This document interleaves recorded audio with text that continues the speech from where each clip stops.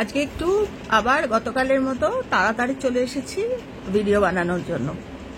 আমি video edit করি না, আমি ওই যখন সময় পাই আমি বসে পড়ি, বসে বকবক করি, যেই দেখি ওপরে এরকম দেখা যায়, যেই দেখি 30 মিনিট হয়ে গেছে, যে অবস্থায় থাকি আমি মোটামুটি থ্যাংক ইউ বলে আমি ক্লোজ করে দিই। কেননা আমার মেয়ে সেদিন বলছিল যে মা এত বড় ভিডিও করো না, কারোর এখন সময় হয় না।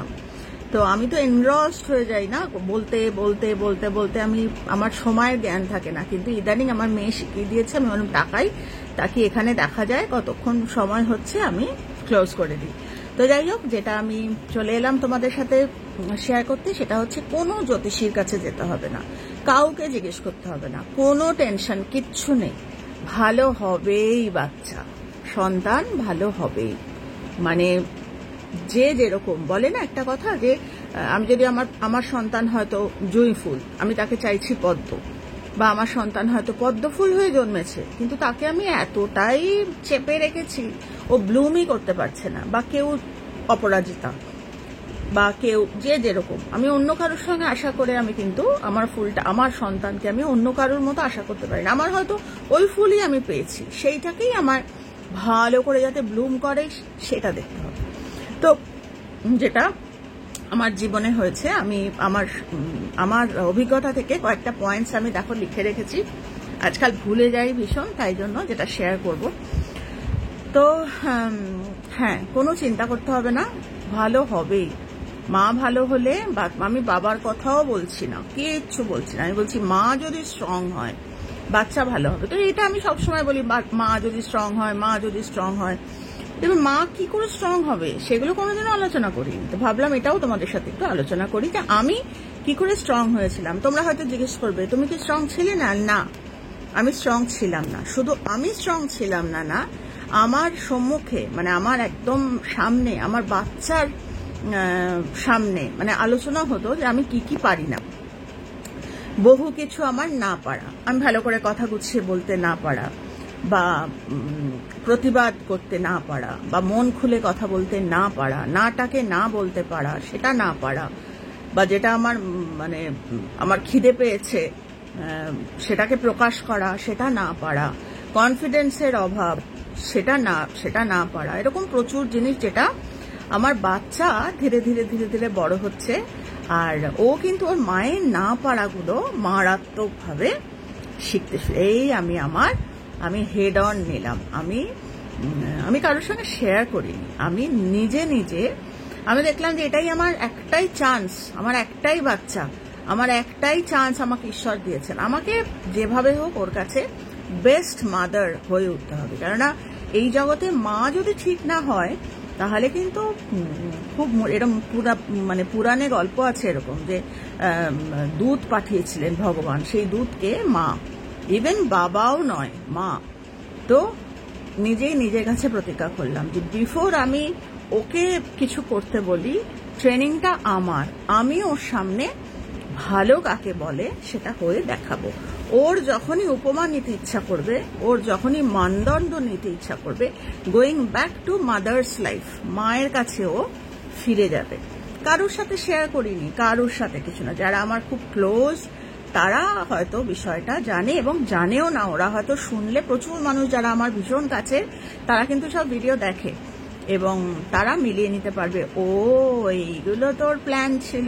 হ্যাঁ, এগুলো আমার প্ল্যান ছিল, কারণ আমি জানি বাচ্চা যদি একবার জেনে যায় মায়ের দুর্বলতাগুলো, সেই বাচ্চার বেড়ে ওঠা, কেননা মা হচ্ছে রুট, তো সেই বাচ্চার দুর্বলতা কিন্তু হবেই। মানে হাজার জ্যোতিষী, হাজার ভালো স্কুল, হাজার মানে যা কিছু, বাচ্চার রুট যে কোনো মুহূর্তে বাচ্চা কিন্তু দুষ্ট সঙ্গ, বা কেননা তোর রুটটা হেরে যাচ্ছে, ও বন্ধু চয়েস করা, বা কোনটা করতে হবে কোনটা ঠিক না, যে going back to mother's life, একটা শক্ত খুঁটি নেই তার জন্য। তো আমি শুরু করলাম আমার নিজের ট্রেনিং, ওকে আমি ট্রেনিং দিতাম না, ওর সামনে আমি ট্রেন্ড হতাম। প্রথমে যেটা ভাবলাম, সেটা হচ্ছে, মানে ভাবতে বাধ্য হলাম, তো এইগুলো কিন্তু আমার জীবনের সমস্ত অপরচুনিটি, আমি শিখেছি এগুলো থেকে, মানে আমিও বড় হয়েছি, ও বড় হয়েছে। তো প্রথমে যেটা ভাবতে শুরু করলাম যে না, ও আমার সম্পত্তি না, এটা আমি দেখে বড় হয়েছি, যে বাচ্চারা হচ্ছে মা বাবার সম্পত্তি। মা বাবার না পাওয়া, মা বাবার ভালো লাগা, মা বাবার রাগ, সবকিছু বাচ্চাদের ওপর কিন্তু এসে পড়ে। মা বাবার রাগটাও বাচ্চাদের ওপর এসে পড়ে। তো আমি প্রথমেই যেটা সুইচটা অফ করে দিলাম আমার জীবন থেকে, সেটা হচ্ছে নেভার। আমি আমার কি আসেনি? এসেছে। আমি তো সাধারণ মানুষ, এসেছে। কিন্তু আমি বারবার বন্ধ করে দিয়েছি যে না, ও আমার সম্পত্তি না, ও কি, ও হচ্ছে আমার জীবনে আশীর্বাদ। প্রচুর মানুষ আছে যারা মানে যাদের সন্তান পাওয়ার আমরা টেকেন ফর গ্রান্টেড করে নি না, সন্তান তো সবাই পাবে, এত সহজ নয়। সন্তান যখন পেয়েছি, সুস্থ সন্তান, হাত পা চোখ নাক মুখ ভগবান একেবারে সুন্দর করে আমার কোলে দিয়েছে, সেই বাচ্চা আমার সম্পত্তি নয়, সেই বাচ্চা আমার জীবনে আশীর্বাদ। নাও, এটা আমি আমার মেয়েকে খুব বলি যে জানিস তো, তোকে গুছিয়ে গেছে আমার কোলে দিয়ে, বললে কে যত্ন করে রাখবি। আর মাম্মাম কি হাসে, এখনো গল্প করে বলি। আর ও আমায় বলে তুমি যে এত কথা বলো। ও আজকে এই ভিডিওটার পিছনে আরেকটাও কথা, ও এত কথা বলি কজ এন্ড এফেক্ট। ও আমাকে সবসময় বলে মা তুমি তোমার জীবনটা বলেছো, তুমি কি করে আমায় বড় করেছো। ওই না, ওটা তুমি বলবে, এটা ওর। তা আমি তোকে বললাম তুই তো বলতে পারিস, তুই না, আমি বলতে পারবো না, তুমি বলবে কিন্তু। তো খানিকটা হয়তো ওর চাওয়াই আজকে আমি শেয়ার করতে এলাম। তো প্রথমেই ভাবা বন্ধ করে দিলাম যে ও আমার সম্পত্তি, আমার সন্তান, আমি যা খুশি করব, এইটা ভাবা আমি বন্ধ করে দিলাম। না, ও আমার সন্তান, আমার সম্পত্তি নয়, ও আমার জীবনে আশীর্বাদ। আর যেটা আশীর্বাদ সেটা খুব সযত্নে গুছিয়ে গাছিয়ে আমরা কিন্তু রাখি। আর আমাদের টেন্ডেন্সি হয় ওই আশীর্বাদ দেখো, আমি কখনো ওই সম্পত্তি ভেবে ওই লক অ্যান্ড কি করি না। তো এইটা আমি প্রথমেই ভেবে নিয়েছিলাম। তারপরে বলছি, যেটা আবার সব কথা তো শেয়ার করা যাবে না, একটা ভিডিওতে অনেকগুলো ভিডিও হয়ে যাবে। তো আরেকটা কথা সেটা হচ্ছে, এটা প্রথম। সেকেন্ডটা হচ্ছে ওই সন্ধ্যে 6টার সময় পড়তে বসতে হবে। সন্ধ্যে 6টায় যদি পড়তে না বসো তাহলে কিন্তু একদম ওইটা বন্ধ করে দিলাম। যে একটু একটু করে বড় হতে শুরু করলো, আমি কি করতাম সন্ধেবেলা, আমি তো তোমরা জানো আমি সবসময় কাজকর্ম করি, মানে প্রথম জীবনের কথা বলছি, যখন লেখালেখি করতাম, লেখা নিয়ে আমি বাইরে যেতাম, চান্স পাইনি কোথাও, তোমাদের সেটাও শেয়ার করেছি। কিন্তু পিছনে যে এইসবও আছে সেইগুলো আজকে শেয়ার করছি। তো ওই খাতা টাতা নিয়ে আমি কিন্তু বেরোতাম বিভিন্ন জায়গায়, বিভিন্ন হাউসে। আমি আমার লেখা সেসব আলাদা অভিজ্ঞতা, কিছু কিছু আমি শেয়ারও করেছি। বাড়িতে বিফোর 6, মানে আমি 5টা 5:30টার মধ্যে আমি কিন্তু বাড়িতে ঢুকতাম। আবার কিছু কিছু সময় আমার মায়ের কাছে আমার মেয়ে থাকতো, ওকে তুলে নিয়ে একটা রিক্সা করে, আমার মা আর আমার বাড়ি রিক্সার দূরত্ব, মানে খুব বেশি দূরত্ব না, অটো বা রিক্সা এরকম, মাম্মামকে তুলে নিয়ে আমি বাড়িতে চলে আসতাম। এসে আমরা দুজনে মা মেয়েতে ওই শিশু বয়স থেকে আমরা, মানে মাম তখন একদম ছোট, ওই যে আমি চা খেতাম না, ও কোনোদিনও চা খায় না, মানে আজকেও 30 বছর বয়স হয়ে গেল, চা খায় না। কিন্তু কি খায় মায়ের সাথে, ওটা একটা সেরিমনি, এটা একটা আমাদের খুব আনন্দের জায়গা। একদম শিশু বয়স থেকে চাটা পারপাসফুলি ওর সঙ্গে আমি বসে খেতাম। ও বিস্কিট চুবিয়ে খেত আর আমি চা খেতাম, আমিও বিস্কুট চুবিয়ে খাই। তো দুজনে মিলে চা বিস্কিট, এই আমাদের বন্ড তৈরি হচ্ছে।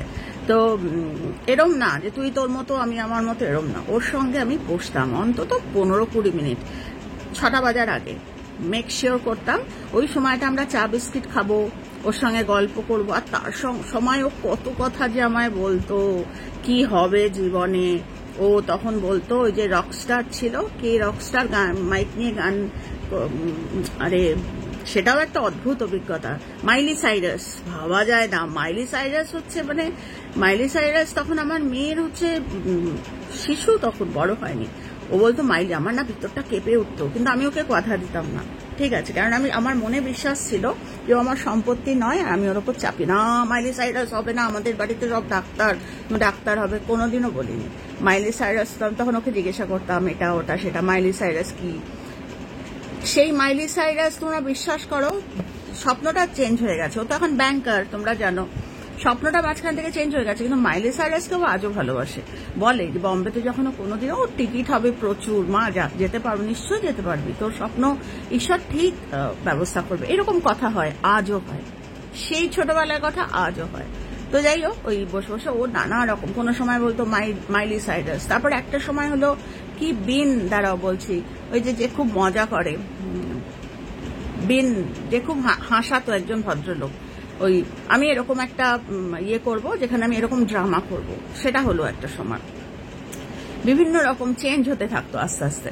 তো ওরকম করতাম এবং ঘড়ির দিকে তাকাতাম, 6টা 6:30, 6টা বলে নয়, 6টা 6:30, কোনোদিন 7টা হয়ে যেত, কেননা টিভিতে হয়তো কিছু আমরা দেখবো, বললো মা আজকে আমরা এটা, তো দেখতাম, সেই জায়গাটুকু রাখতাম যে সন্ধ্যে 6টাতেই বসতে হবে এরম নয়, 7টা সময় বা 7টা 7:15 এরকম সময়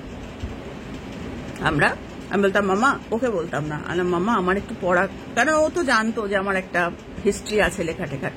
বাবু আমার তো আর সময় নেই, এবার তো আমি একটুখানি লেখালেখি নিয়ে বসবো, একটু পড়তে হবে আমাকে।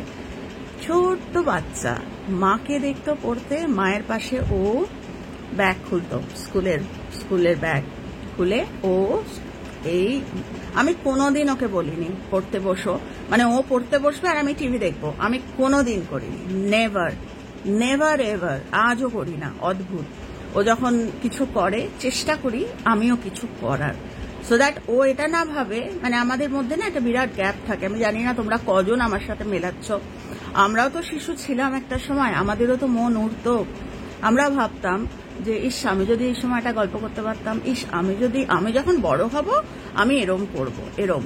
তো যাই হোক, সত্যিই সব কথা শেয়ার করা খুব মুশকিল হয়। তো ও যখন ওরম নিয়ে বসতো, আমি তখন বিধাতাকে ওই ধন্যবাদ যে ওর যে কাজটা আমি করতে চাইছি সেটা ও অ্যাট্রাক্ট করে নিচ্ছে। এবারে রোজ ডেইলি বন্ধুরা ফোন করতো, কারণ আমার একটা ধীরে ধীরে একটা ব্যবসার ইয়ে হলো, কাস্টমাররা আসতে চাইতো।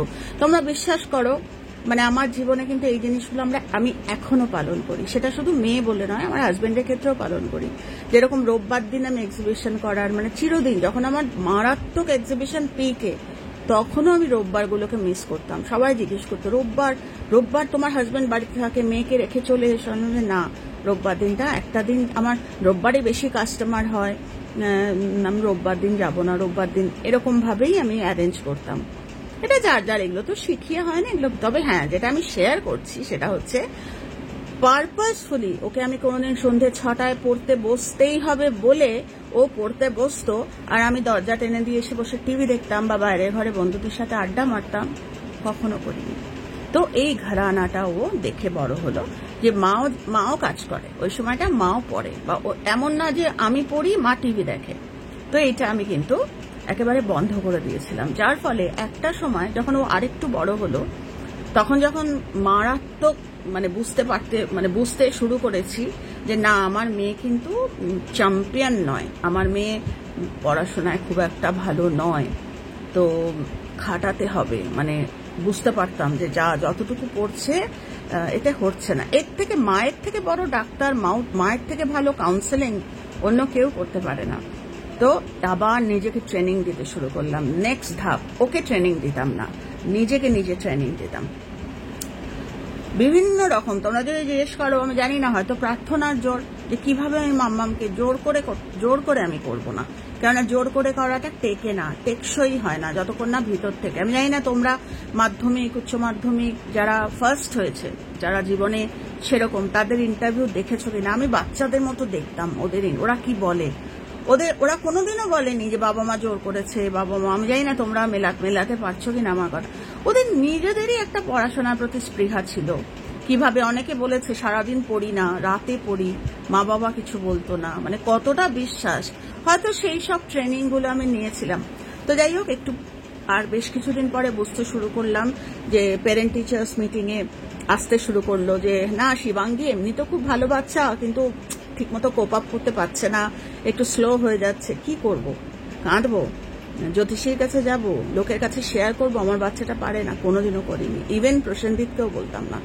আমি প্রার্থনা তো বাড়াতাম, সেটা তো আলাদা কথা, তাও প্রার্থনার এখনকার আন্ডারস্ট্যান্ডিং ছিল না, কিন্তু প্রার্থনা করতাম যে আমাকে রাস্তা দেখাও, আমি কি করে ওকে এনকারেজ করতে পারবো আমার জীবনটা দিয়ে। নেভার কাউকে সামনে যে ও কত ভালো, আমাকে সামনে রেখেছি, মাকে সামনে রেখেছি। আমি কি করতাম, এইবারে নেক্সট আমি স্টেপ নিতে শুরু করলাম, তখনও 7-8 উঠে গেছে, মানে আর 2-1 বছর বাকি ওর আইসিএসসি। অলরেডি কিন্তু টিচার্সদের কাছ থেকে ঢুকতে শুরু করেছে যে আইসিএসসি তে ভালো নাম্বার হবে না, এই যদিও স্পিড থাকে। তো বুঝতে শুরু করলাম। আমি কি করতাম, পড়াশোনা যখন করতো, তোমরা শুনলে হয়তো অবাক হবে, আমি না ওকে বাধা দিতাম। নেক্সট স্টেপ, আমি ধরো সামনে হয়তো সেমিস্টার রয়েছে, তো দেখতে পাচ্ছি তখন অলরেডি বড় হচ্ছে, বিভিন্ন রকম চেঞ্জেস হয় না মানুষের মনে, তো একটু উড়ু উড়ু, বুঝতে পারছি একটু বন্ধুদের ইয়ে। তো আমি কি করতাম, দেখছি হয়তো যে টাইম, ঘড়ির দিকে তাকাচ্ছি, কিন্তু আমি তো বলবো না পড়তে বস, কেননা সামনে সেমিস্টার, ওকে স্পিড আপ করতে বলছে স্কুল থেকে। আমি কি করতাম, 7:30 8টা হেলে দুলে এই চুলটা বেনুনি করে করে ও স্টাডি রুম থেকে নিয়ে, ও জেনারেলি আমার শোয়ার ঘরে পড়তো, স্টাডি রুমে পড়তো না। ও বই টই বার করছে যখন, তখন 8টা বেজে গেছে। তো ও জানে ও মা কিছু বলবে না। তো নেক্সট স্টেপটা বানানো, কারণ এটা ওর কাছে কিন্তু টেকেন ফর গ্রান্টেড হয়ে গেছিল যে মা কিছু বলবে না, আমি যদি নাও পড়ি মা কিছু বলবে না। স্পিড আপ করবো, কি করে করবো? তো আমাকে ব্রেক থ্রু করতে হবে ওই জায়গাটা। টেকেন ফর গ্রান্টেড জিনিসটাকে বলছে না যে মায়ের ট্রেনিংটা সবার আগে। আমরা ভাবি বাচ্চাকে ট্রেনিং, বাচ্চার ট্রেনিং পরে, আগে মা ট্রেন্ড হবে। তো যাই হোক, ও যেই 8টা 8:30টায় পড়তে বসতো, এই আমি বাধা দেওয়া শুরু করলাম। কিরকম, ও এখন সেটাকে ধরতে পেরেছে এবং আমায় বলে, মা তুমি রিভার্স ট্রিটমেন্ট করতে না, দেখো সবটা ও মানুষের সাথে শেয়ার করে, এগুলো এখন কিচ্ছু বলেনি। তো বাধা দিতাম, মামা একটা সিরিয়াল হচ্ছে, মামা রানী রাসমণি হতো, তখন রানী রাসমণি হতো না, বলছি তখন কি উত্তরায়ণ হতো, এখনো মনে পড়ে, মামা উত্তরায়ণ হচ্ছে দেখবি না মা, এই বাধা দিতে শুরু করলো যে না মা দেখবো না, সেমিস্টার এসে গেল। আবার পরের দিন, মামা দেখবি, ওই 8টা যেটা বেজে যেত কমতে শুরু করলো, কেননা ও জানতে শুরু করলো যে 8টা বাজতে না বাজতে মা বলবে উত্তরায়ণ দেখ আর আমার পড়া হবে না। দায়িত্ববোধ আসতে শুরু করলো, গায়ে কাঁটা দেয় গো। আমি কিন্তু এগুলো আমার একদম জীবন থেকে বলছি, একদম জীবন থেকে। মানে আমাদের মনে না ভয় আসে, আজকে পড়তে বসলো না, কিছু যায় আসে না, একদিন কেন 1 মাস যদি না পড়ে, কিন্তু ওর যদি ট্রেনিং হয়ে যায় তাহলে আর কোনো ক্ষতি হবে না। তো ও কি করতো, ও ধীরে সুস্থে 8টা 8:30 বাজতে পড়তে বসতো, এ করতো। সেটাকে আমি স্পিড আপ করবো কি করে, আমি ব্রেক থ্রু করার চেষ্টা করলাম, আমি প্যাটার্নটাকে ভাঙার। কালকে কেউ একজন আমাকে কমেন্ট করেছে যে প্যাটার্ন বুঝবো কি করে। These are the ways to connect the pattern, যে প্যাটার্নটা এক হয়ে গেছে, এর থেকে আর বাইরে আমি যাচ্ছি না। মানে জোন আউট বলে না, একটা প্যাটার্নেই আছি, এর থেকে নতুন কিছু হচ্ছে না। ওই প্যাটার্ন ভাঙলাম। যেই ও আমাকে লোকে খুব বোকা বলতো, আমি খুব বোকা শুনে বড় হয়েছি। রাতে যখন আমার মেয়ে আমায় বলে, মা তোমাকে বোকা বলে, তুমি তো রিভার্স ট্রিটমেন্ট দিতে জানো। অ্যাকচুয়ালি বিশ্বাস করো, আমি যে শেয়ানা হয়ে দিয়েছি তা না। আমার মেয়ে খুব মজা করে একটা কথা বলে, শেয়ানাটাকে একটা অদ্ভুত উচ্চারণ করে, কি একটা বলে জানিও। তো যাই হোক, যেই ও বুঝতে শুরু করলো কদিন যে মা তো, যেই আমি পড়তে বলবো সাথে সাথে মা আমায়, ও আগে করে দিত টাইমটা, ও আগে পড়তে বসে যেত। রাদার 8টার জায়গায় ও স্কুল থেকে ফিরে আমার সাথে চাটা খেয়েই চুল টুল একটু ঠিক, তখন ওর খুব সুন্দর চুল হয়েছিল, চুল কাটবো না, ওটা একটা ফেজ গেছে ওর। তো যাই হোক, তিনি পড়তে বসে যেতেন আর আমি ঈশ্বরকে থ্যাংক ইউ দিতাম। Speed up. ও আস্তে আস্তে আস্তে আস্তে একদিন আমাকে এসে বললো, মা আমি না ইয়েতে না পারছি না, জানো তো, ঠিক কোপ আপ করতে, নিজে বলতে শুরু করলো কেমিস্ট্রিতে, আমি পারছি না, আমাকে কি একটু টিউটার দেওয়া যাবে? তখন ও ক্লাস 8-এ পড়ে নাকি 9-এ পড়ে, আমি ঠিক খেয়াল করতে পারছি না। আমাকে ও বললো আমাকে যে মা আমাকে কি একটু এক্সট্রা দেওয়া যাবে, একটু এক্সট্রা, মানে কি আমি বুঝতে শুরু করলাম যে ওরা একটা ইন্টারেস্ট ঢুকতে শুরু করেছে। হ্যাঁ, ওরা একটু দেরিতে হয়েছে, কিন্তু ওই যে বললাম পদ্ম ফুল জোর করে বানানোর চেষ্টা করিনি, যা পেয়েছি সেটাকেই পলিশ। তো যাই হোক, আর দিনের শেষে এটাও আমি একটা ঘরানা বানিয়েছিলাম যে আমি কি কি পারলাম আর আমি কি কি পারলাম না, সেগুলো ওকে বলতাম। বিশ্বাস করো, ও বলতো, যখনই ও দেখতো মা বলতো, প্রচুর না পারা আমার, প্রচুর, জানিস তো মাম্মা আজকে আমি এটা পারিনি, ও আমাকে বুদ্ধি দিত। ওই তখন থেকে না ওর আমাকে গাইড করার একটা, ওই গাইড আমাকে করতে করতে না ওর নিজে গাইডেড বাই হারসেলফ, ওর নিজেই নিজেকে, জানো মা তুমি এটা না ঠিক করনি, তোমাকে উনি বললেন না, তুমি সঙ্গে সঙ্গে গায়ে রাখো, আমার কাটা দিচ্ছে, তো তোমাকে উনি বললেন আর তুমি সঙ্গে সঙ্গে তুমি এটা যদি না করতে, তোমার না একটা ইয়ে থাকতো, তোমার একটা কি বলতো কথাগুলো, তোমার একটা তুমি যাবে যে তুমি বললে, আর তুমি কালকে বলছিলাম না মুঠাকে চাল দিয়ে, এই কথাগুলো আমার মেয়ের, বিশ্বাস করো মানে আমরা দুজনে একসাথে বড় হওয়ার মতো। তো তোমাকে ডাকলো, আর ওই জিনিসগুলো যে আমাকে শেখাতো না, ও নিজেও করতো না, ওই ডেভেলপ করতে শুরু করলো ক্যারেক্টারগুলো। তো ওর সামনে না আসলে আমি নিজেকে ট্রেনিং দিতাম, ওইগুলো ওর মধ্যেও। আরো ছোটবেলায় যখন পড়তো না কোনো, আমার তো ভীষণ পড়ার স্বাদ, মানে গল্পের বই আমার নেশা, তো ও তো পড়তো না, প্রচুর বই কিনে দিতাম, পড়তো না। তারপর ওর সামনে রোজ রাত্রিবেলা শোয়ার সময় যখন বই পড়তাম, তো একদিন হঠাৎ করে দেখলাম, তখন ও খুব ছোট, হাতে স্টোরি বুক নিয়ে বেড টাইম স্টোরিজ নিয়ে পায়ের ওপর পা দিয়ে পড়তো না হয়তো, কিন্তু আমার পাশে বসে ওই আমার মতো করে, মাদের বাচ্চারা খুব কপি করে, মাদের ওড়না, মাদের শাড়ি, এইগুলো বাইরে, ভিতরটা যদি কপি না করতে পারে তাহলে খুব মুশকিল। তো যাই হোক, এইগুলো করতে করতে ওর স্পিড আপ হয়ে গেল, যে পরীক্ষা যেই আসবে, আমি টেস্টের কথা বলছি, একদম টেস্ট এসে গেছে তখন, মানে আইসিএসসিতে, তখন অলরেডি মাম্মাম অনেকটা তুলে নিয়েছে, মানে ওই ভিতর যে ফান্ডামেন্টাল ঘটনাগুলো। কেননা দেখো, পড়াশোনা 100-তে যে সবাই 90 পাবে তার কোনো গ্যারেন্টি নেই, কিন্তু কনসিস্টেন্ট হবে তো, যে যাই পাক, এরকম তো হবে না যে ও পারছে না, ও স্লো হয়ে যাচ্ছে, ও যুদ্ধ থেকে বেরিয়ে যাচ্ছে, সেটা তো মায়ের দায়িত্ব। তো ওকে সম্পত্তি না ভেবে, ওকে একদম নিজের আশীর্বাদ ভেবে, ওই রোজ আশীর্বাদটাকে না আমি নিজেকে নিজে করতে শুরু করলাম। তো আমার এক দাদা, উনি আজ থেকে কত বছর আগে, দাদা মানে আমার জ্যাঠার ছেলে, মানে সেম ব্লাড, আমাদের বংশে একটাই ছেলে, আমার জ্যাঠুরু দাদা, বড় জ্যাঠার ছেলে, উনি সেন্ট জেভিয়ার্সের, ওনাকে ব্লু বয় বলা হতো। তো এতটাই ভালো, যেমনি সুন্দর দেখতে ছিল আমার দাদা, উনি চলে গেছেন। তো দাদাকে রিকোয়েস্ট করেছিলাম যে সায়েন্স গ্রুপটা মারাত্মক হয়ে গেছে, তুমি কি ওই রকম বলছিল টিচারের কথা, তুমি কি ওকে একটু দেখবে? তুমি বিশ্বাস করো, 6 মাস দেখতে না দেখতে আমাকে বলছে, ও সায়েন্সে যাবে না রে, কিছু মনে করিস না, মাম্মাম সায়েন্স করতে পারবে না, ও সায়েন্সে খুব উইক। মনটা কি খারাপ হয়নি? খারাপ হয়েছে, কিন্তু আমি আমার ট্রেনিং ওর সামনে স্পিড আপ করেছি। কি যে সায়েন্সে ভালো হতে হবে সেটা বলিনি, যেটাতে ভালো হবে সেটাই করবে, সেটাই স্পিড আপ করো। তো ওর সঙ্গে আমি বলেছিলাম যে ঠিক আছে, সায়েন্সে যদি নাও ভালো হয়, মোটামুটি একটা, ও তো খুব ভালো রেজাল্ট করে বেরিয়েছে তোমরা জানো। তো ওই ও তখন আমার দাদা, আমি তো থাকতাম না, আমি কাজে বেরোতাম, আমার এক্সিবিশন থাকতো, ওই সময়টা আমার মায়ের স্কুল থেকে আমার মা তুলে নিত, মার কাছে দাদা পড়াতে আসতেন। তো যখন ফিরতাম কাজ থেকে, তখন বেশিরভাগ দিনে দেখতাম মায়ের মনটা খুব খারাপ, আর সেই মন খারাপটা আমার মেয়ের মধ্যে ট্রান্সেন্ড হয়েছে, আমি এটা খুব ভয় পেতাম। আমি বন্ধ করে দিলাম যে না, আমি এখন এক্সিবিশনস করবো না, আমি মনে মনে ওকে কিছু বলতাম না। কি হয়েছে না, বাবু মামা বললো যে রেজাল্ট ভালো হবে না এবার, ধরে নে, ঠিক আছে তুই যেটাতে ভালো করিস ওটা ছেড়ে দে। তুই না, জীবনে কোনোটা ছাড়লে চলবে না, পারবে, তুমিও পারবে, তুমি তো জানো আমার কতগুলো জায়গায় না পারা আছে, আমিও করব, তুমিও করবে, দেখি আমরা কে পারি করতে।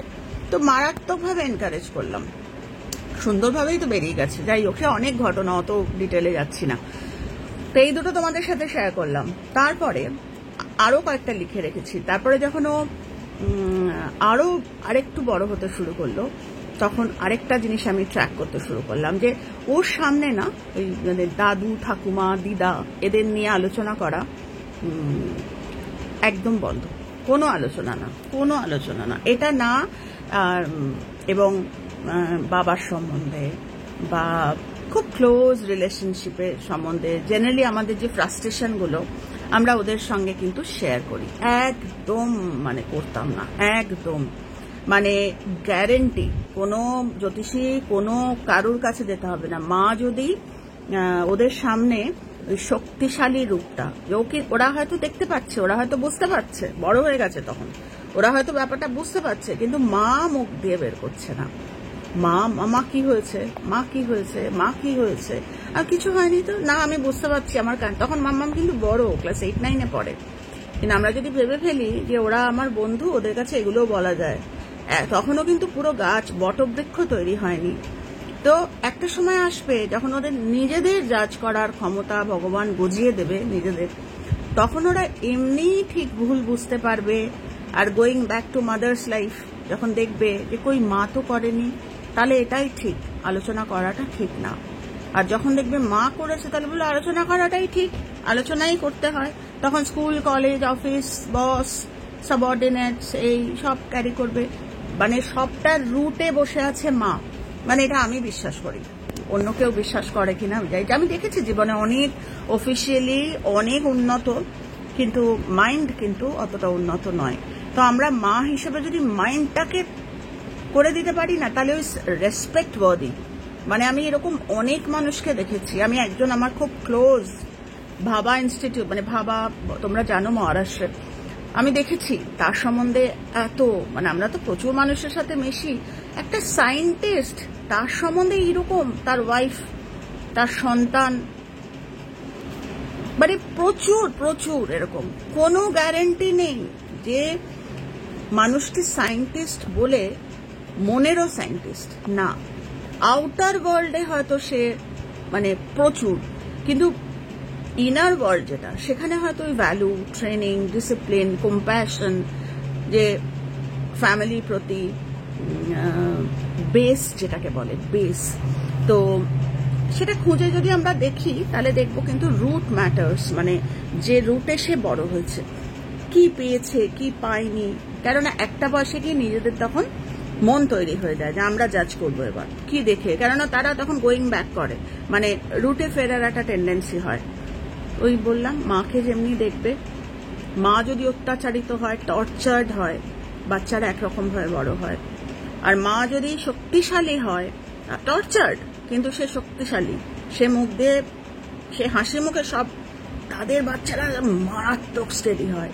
আর যে going back to the mother's life যখন হয়, আর মাকে দেখছে প্যানোর প্যানোর, তারপর এগুলো আমার ভাষা, আমার ভাষাগুলো নিয়ে তোমরা যেও না, এগুলো এসে যায় আমার। তারপরে লাইফে বিগ্রাজিং, আমি এটা পাইনি ওটা পাইনি, তোর বাবা আমায় এই করেছে, তোর ঠাকুমা আমায় এই করেছে। সেই বাচ্চাদের কিন্তু তীর ছড়ে না, একদম ডাইরেক্ট লাগা খুব মুশকিল। তারা কিন্তু ভ্যালুর দিক থেকে উইক হয়, কেননা জানে না তো তীরটা কতটা। তো ওটাই বলছি, দুরকম। কিছু মা আছে সত্যিই টর্চার্ড, আমি বলছি না টর্চার্ড না, বিভিন্ন ইলট্রিটেড, ফাইন্যান্সিয়ালি হয়তো স্ট্রং নয়, কিন্তু বাচ্চার সামনে সে মারাত্মক পাওয়ারফুল। তো সেই বাচ্চারা জানে তীর কতটা টানতে হবে, মানে আমি আমার লাইফটাকে যতটা টানবো তীর ততটা ফোকাসে লাগবে। এটাই নিয়ম পৃথিবীর, এটাই ল অফ নেচার। আমি যদি হেজিটেট করি আমার লাইফ নেই, আরে ওটা তো আমারই লাইফ রে বাবা, আমি আমার না এই সেই। আরেকটা হচ্ছে, আরেকটা পয়েন্ট হিসেবেই লিখে রেখেছি আমি, আরেকটা হচ্ছে যে তালে তাল দেওয়া, যে আমার বন্ধু এই করেছে, আমার এই মানে এই জিনিস হয়েছে, তখন পরিষ্কার আমি আমার ক্ষেত্রে বলছি, আমি পরিষ্কার বলছি, আমি কথা বলবো তোর বন্ধুর সাথে, তুই ব্যবস্থা কর, তুই একটা মিটিং এর আমার মেয়ের কথাই বলছি না, আমি জেনারেল ইয়েতে বলছি। আমরা মায়েরা কি করি, আমরা বাচ্চাটা শুনে নি, আমরা অন্য কারোরটা শুনি না। বাচ্চাদের কি হয় বলতো, ওরা জানে যে মাকে যা কিছু বলবো মা আমারটাই বিশ্বাস করবে, ওটা মারাত্মক। আজকে মনে হয় ভালো, আগামী দিনে কোনো গ্যারেন্টি নেই যে আমি তার কাছ থেকে কতটা সম্মান পাবো, কেননা সে কিন্তু ততদিনে তার জাজিং পাওয়ার তৈরি। তাহলে বি মানে very careful about this kind of things, যে আমার বাচ্চাকে আমি পর পর পর পর পর পড়তে বস করে মানসিকতা ডেভেলপই করলাম না, সে বড় হয়ে গেল, কিন্তু সে জানে না তীর কতটা টানতে হয়, তবে গিয়ে ফোকাস। মানুষ হওয়ার যে ফোকাস, যে এই নানা রকম হয় না যে আমার ছেলে আমাকে এই, আমার ছেলের এই জায়গাটা কেন, তার কারণ ও জানে না কতটা টানতে হয়। কেননা সাফারিং না থাকলে, টানাটা হচ্ছে সাফারিং। যে যত বেশি কি বলবো এন্ডিওর, বা যত বেশি কি বলবো ওইটাকে হ্যাপিলি নাকি করতে তো হবে, বলে কটা কিল খাবে, একটাও খাবো না। যদি বলে মেরে বাঁধো, তাহলে মার, যদি আমাকে বেঁধে মারো যে কটা মারবে। তো এও ঠিক তাই। তো যখনই এরকম হতো ছোটবেলায়, তখন আমি বলতাম যে একটা ব্যবস্থা কর, স্কুলের পরে আমি যাব, ওর সাথে কথা বলবো। আমার মেয়ের মধ্যে এই জিনিসগুলো ছিল না, কিন্তু আমি দেখেছি চোখের ওপর যে বাচ্চাটা দুপক্ষের না শুনলে, না আন্টি ও এটা করেছে, না আন্টি ওটা, এই তখন মা জানবে যে কোথাও, ও আচ্ছা তাহলে তোমারও একটা লাজ আছে, তখন দুজনকেই বোঝানো, এটা একটা জিনিস। আরেকটা হচ্ছে ও তার মানে ও পাজি, ও না, এটা ঠিক নয়। এটা আগামী দিনে বাচ্চা জানবে না তীর কতটা ছুটতে হয়। তো এই কটা পয়েন্ট তোমাদের সঙ্গে আমি লিখে রেখেছিলাম যার জন্যে। আর এই আছে প্রচুর আরো শেয়ার করার আছে, আগামী দিনে করব, প্রচুর বড় হয়ে যাচ্ছে, 30 মিনিট হয়ে যাবে বললাম না, আমার থামিয়ে দিতে হবে। তো ও যেমন আমার কথা শোনে, আমারও আমার মেয়ের কথা শুনতে হয় যে মা বেশি কিন্তু বড় করো না, মানুষ বোর হবে। তো এখানেই আমি শেষ করছি। আর বাবার সাথে বা মানে যদি বাবারা শুনে থাকেন তাহলে মার সাথে, আর যদি মায়েরা আমার ভিডিওটা শুনে থাকেন তাহলে এটা আমার মানে আমার রিয়েলাইজেশন যে উল্টো পক্ষে যে আছে, মানে আমি যেমন কথা বলছি, আমি আমার হাজবেন্ডের সামনে আমার কথা বলছি না, কারণ আমি চিৎকার করে কারোর সঙ্গে কথা বলতে পারি না, আমি ছোট থেকেই পারি না। মানে যারা আমার ভিডিও দেখছে বা যারা জানে আমায়, তারা জানে, কাছ থেকে যারা জানে। কিন্তু কোনো মানুষের আছে না ভাই পিছেই কথা বলে, তাদের বাচ্চাদের ট্রেন করার জন্য নিজেদের পিচ কমানো, স্পেশালি বাবার সাথে, স্পেশালি বাড়িতে বড়রা থাকলে তাদের সাথে চিৎকার করে ডেকে কথা বলা ঠিক নয়। তো এই যে জিনিসগুলো, তো coming back to the focus, যেখান থেকে আমি শুরু করেছিলাম, সেটা হচ্ছে বাচ্চা আমার সম্পত্তি না, যে আমি যা করবো তাই করবে, এটার এন্ড ভালো হতে পারে না। হ্যাঁ, এটা না যে আমার বাচ্চা তো কত বড় চাকরি করে, সেটার কথা বলে, এটা এক একজনের এক একটা গুড ফরচুন, সেটা নিয়ে কথা হচ্ছে না, কথা হচ্ছে অন্য জায়গায়। এই যে আজকে সমাজে এই যে এত ডিসফাংশনাল ইস্যুস, বাচ্চাদের সাথে মায়ের আন্ডারস্ট্যান্ডিং, মায়ের সাথে ওল্ড এজ হোমস বা এরকম প্রচুর, তো সেগুলো যদি আমরা একটু টাইম দিয়ে একটু ভাবি, বেশিরভাগ ক্ষেত্রে বাচ্চা কিন্তু খারাপ হয় না, আমি বিশ্বাস করি না। আমার মনে হয় আমি খারাপ, আমি গ্যাপ দিয়েছি, কারণ ওরা তো আমার কাছে এসছে আমার সম্পত্তি হয়ে না, আমার আশীর্বাদ হয়ে। আমি কতটা কিভাবে তাকে আমি শুধু খাওয়ালে পড়ালেই যদি হয়ে যেত, তাহলে পাখিরা বোধহয় সব থেকে বেশি বড় ইঞ্জিনিয়ার হতো। ওরা বেশি খেয়াল করে, খাওয়া দাওয়া, মুখে এনে খাওয়াচ্ছে এই সেই, ওটা নয়। এইটা মায়ের দায়িত্ব, বাবার কথাও বলছি না, সবার বাবার, কিন্তু মা যদি কন্ট্রোল হয় না, ওই সংসারটা হচ্ছে সেই। তো যাই হোক, এটা তোমাদের সঙ্গে বললাম, মা শুড বি ভেরি জয়ফুল, মা শুড বি ভেরি, ওই আমার মুখ হাঁড়ি করে বসে থাকলাম, বা ওই যেটা আমি একটু আগে শেয়ার করছিলাম যে মা ক্যান বি টর্চার্ড, এমন না যে মা প্রচুর মায়েদের ছেলে, কিন্তু মা যদি ওটাকে সেই সময়টা না টানে, বাচ্চার তীর ওই অব্দি যাবে না, মাকে টানতে হবে, তাহলে গিয়ে। আর ওই বাচ্চা স্কুলে গেল, এই সময়টা আমি একটু নিন্দা পরচর্চা করে নিই, ওপরওয়ালা তো আছেন, এইখানে আমাদের বসে আছে না সেই প্রোটেক্টিভ ফোর্সেস, যারা হিসেব রাখে। বাচ্চাও বেরিয়ে গেল, আমি একটু বাচ্চার সামনে খারাপ করব না, বাচ্চার সামনে করতে হবে না, তার নজরের বাইরে আমরা কিচ্ছু করি না। তো মেক শিওর করতে হবে যে আমি মা, আমাকে এগুলো মানায় না, কেননা আমার জিনিসগুলো আমার বাচ্চার মধ্যে ট্রান্সেন্ড হচ্ছে। তো আমার ওকে পড়াশোনায় ভালো করতে হবে, ওকে মানুষের মতো মানুষ হতে, আরে আমাকে মানুষের মতো মানুষ হতে হবে তারপর। তো যাই হোক, অনেকটা বড় হয়ে গেল, খুব ভালো থেকো তোমরা সকলে, আর যে যেখানে আছো কজে থেকো, টাটা।